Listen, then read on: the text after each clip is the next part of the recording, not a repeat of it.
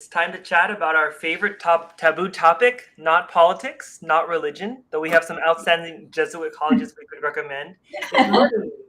Specifically, what do you need to know to get the dollars or financial aid to earn your college degree? Ooh, such a good topic for tonight.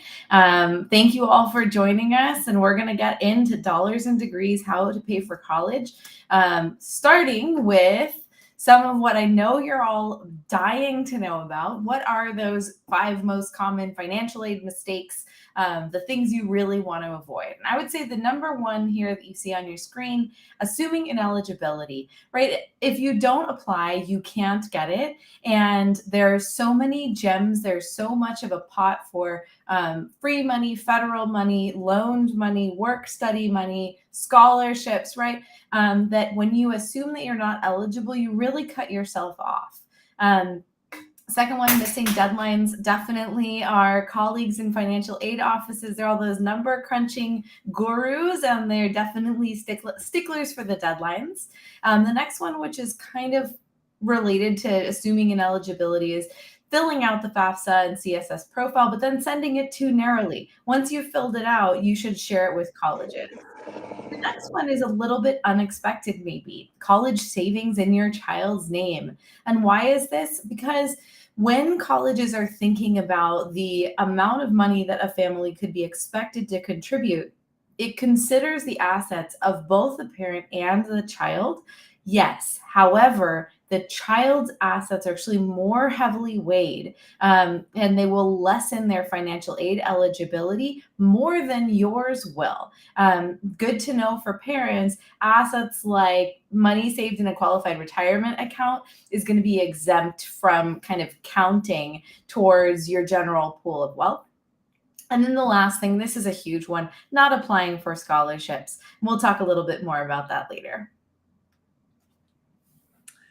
So some updates, especially if you've gone through the financial aid process in previous years with an older student, there's some new things to keep in mind. The first, maybe the most important, is the opening of the FAFSA. It used to open in October. This year it won't roll out until December 1st. So mark that on your calendars, December 1st, and fill it out as soon as you can. But the CSS profile is still opening on October 1st, which is mainly used for private schools. So just know that. It's just the FAFSA that's being moved back.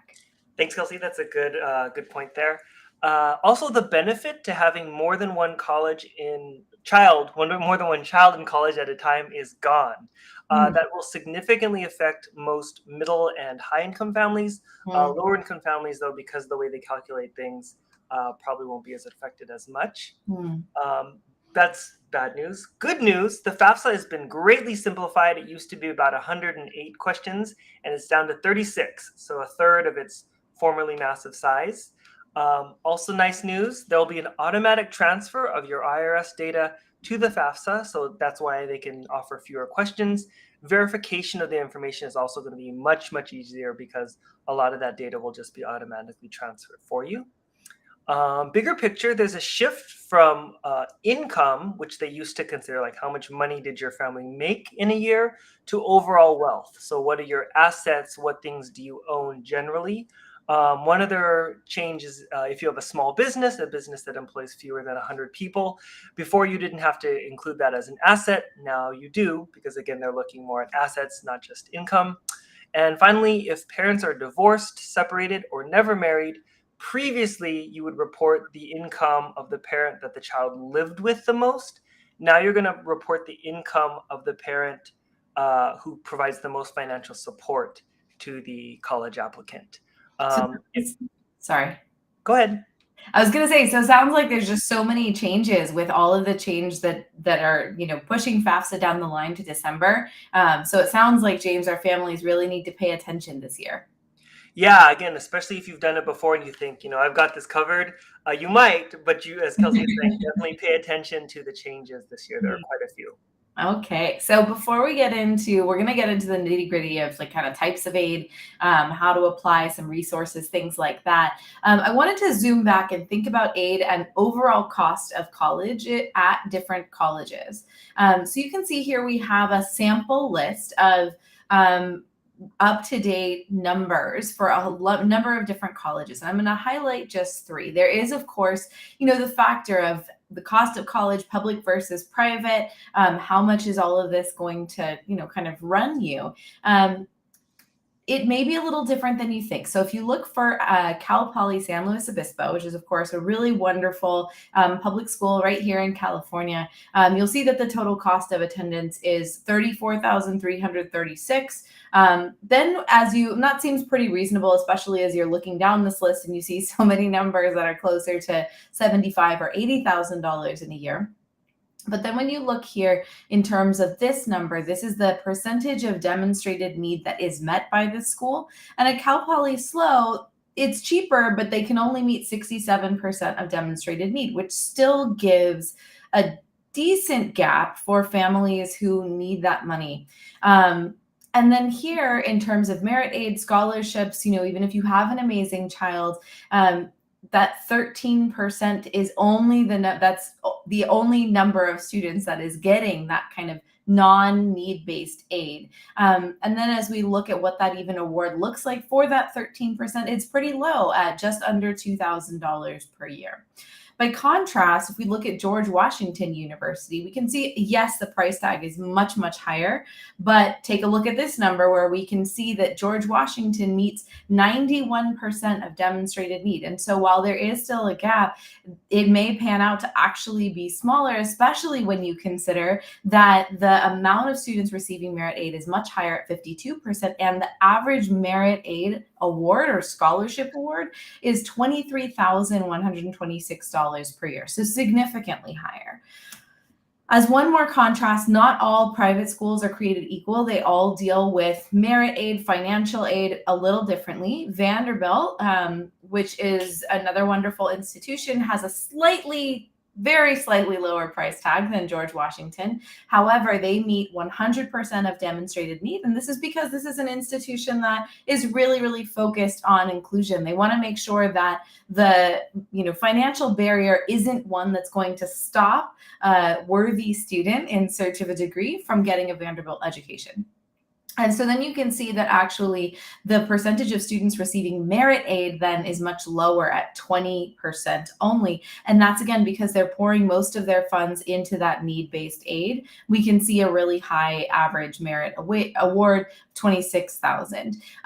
I'll just say kind of anecdotally, when we work with students every year, with the students who are awarded merit aid tend to get awards of averaging around $25,000 per year for all 4 years. Now that can change. Sometimes it's higher, sometimes it's a little bit lower, but there really are some schools that are very, very focused on wanting to bring students into their fold by using merit aid.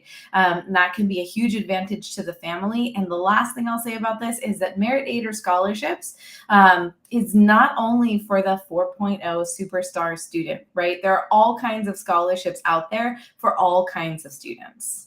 So let's dive in a little bit more to that types of aid. Sorry, James, what were you going to say? I said absolutely that merit aid is for all types of students, not just the 4.0 1600s. Yeah, we can't really emphasize that enough. We've definitely, some of our biggest awards ever have gone to students who have closer to like a, 3.3, 3.5. It's all about the fit at the institution, the institutions they're applying to. So let's dive into types of aid.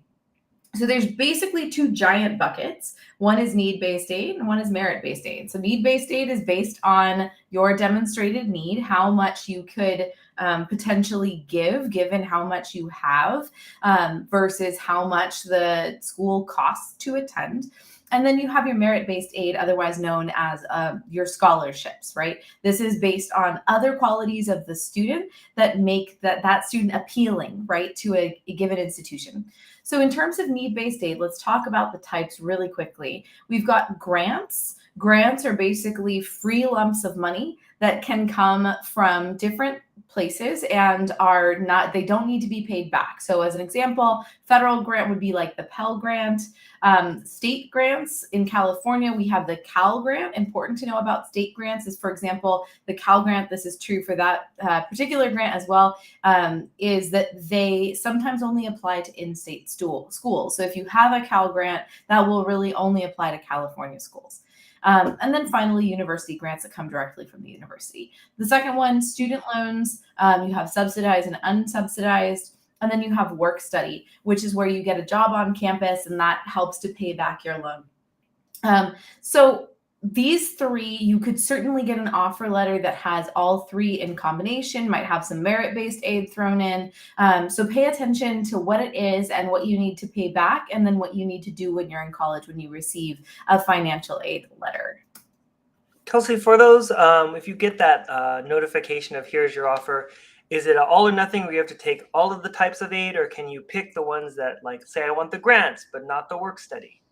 That is such a great question, James. And yes, absolutely. You do not have to accept any given type of need-based aid that a school gives to you. So you can choose, you know what, no thanks on the loans. I have, Uncle Henry over here who's going to foot the rest of the bill, and he's not going to charge me any interest. Or, just say no to work study because you want your child to really focus. You can certainly pick and choose, James. Great question. Thanks. If only we all had an Uncle Henry. Oh, man. Well, in terms of applications for the FAFSA, there's some things that you want to get ready, and for the CSS. So, of course, those forms, the free application for federal student aid or the FAFSA, along with that CSS profile. You'll want both of them because different institutions use one or both of them when they're determining eligibility for aid. For our California students, you'll want your California GPA verification form. That's used to determine your Cal Grant eligibility. If you don't know what that is or you don't have the form, go to your school counselor and they'll have it for you. Mm-hmm. You'll also need your federal tax returns and W-2s from the prior year to when you're starting school. So that means if right now you're a senior or parents of seniors who are applying, you're in the application process right now, you'll want your 2022 tax returns. Mm-hmm. And some schools may ask for additional forms or have you fill them out, but as you start applying, you'll see those and be able to get them. So again, to recap some of our key takeaways, do not assume, no matter what your income level is, that you're not eligible. You won't know unless you fill out the forms and submit them. Also be aware of those deadlines. There are some things that schools may be flexible on. Their financial aid deadlines are not one of them. They're offering you free money, so the least you can do is submit the things on time. Following schools on social media is a big one because sometimes departments like the biology department or the business department have special scholarships that they only advertise on their Instagram or their Facebook. So follow them on social media and the department that you're thinking of majoring in. And also look at alternate sources of financial support. We'll have a FastWeb link on the next slide, but there's lots of money outside of the school systems and outside of the federal grants as well. Thank you so much, James. Yeah, these are great points, and we hope that you really take these ones to heart. And in terms of those resources, James, tell us a little bit about My Intuition Estimator. Yeah, this is when you go to a school's website, you may see both of these top two bullets, My Intuition Estimator and the College Board Net Price Calculator. They're two slightly different ways of calculating. Colleges can let you estimate what your overall expected family financial contribution would be. I believe the net price calculator is a little bit more involved, though you'll be required to put in some financial information. That top one is a little bit more general. The second one is more specific, and so it will also give you a more accurate estimate of what you'd be expected to pay out of pocket at a given college. But most colleges offer both calculators for you to use and figure out how much am I going to pay versus how much need-based aid would I get. And these tools are really accurate, right? They're not going to be kind of the be-all, end-all. You couldn't possibly get more aid at the school, but it's a really good starting place to estimate what that school will probably give you in terms of a package. And then if you want more information, or you have more information that isn't captured by those financial pieces, call the financial aid office. They're really friendly people usually in those financial aid offices, and they have something called professional judgment where they can make judgment calls that are beyond just the math. So just know that. And then speaking of scholarships, we have this wonderful resource, fastweb.com, and a couple of things about scholarships. One, it's really important to know that the vast majority of scholarships come from the institution and are automatically considered when a student applies to any given college. So know that there's not usually additional work for the child to be able to receive that great merit aid money that we were talking about earlier. There are a couple of schools that offer applied for scholarships, so be aware of those and apply for them if you want. So for example, Tulane has a handful of those. It requires an extra essay and some thinking. The other thing is just be careful if you're a family that is hoping to layer need-based aid with scholarships. Sometimes they can interact in a way that actually doesn't really help the student. So make sure that you're really paying attention to how your different offers can layer. Smart advice there, Kelsey. Thanks. Well, we hope you've enjoyed this kind of information-packed 15 minutes. Our next event will be in a couple weeks on Tuesday, October the 3rd at 6 p.m. It's Tom Cruise, Oprah, and the College Interview, one of our most fun-filled events, I'd say, of the year. So we'll have some do's, some don'ts, like don't jump up and down on the interviewer's couch if it's in person. So tune into that to get some great tips on what to do and not to do in your college interviews. Great. And I am putting the link to find all of our events into the comments box on all of your streaming platforms now. And if you have more questions, if you would, like to learn more about what all of this financial aid terminology means for you or any other part of your college application, I would encourage you to reach out to us. The first step with us is just a free call. So give us a call. I'm going to put that contact information into the chat right now. And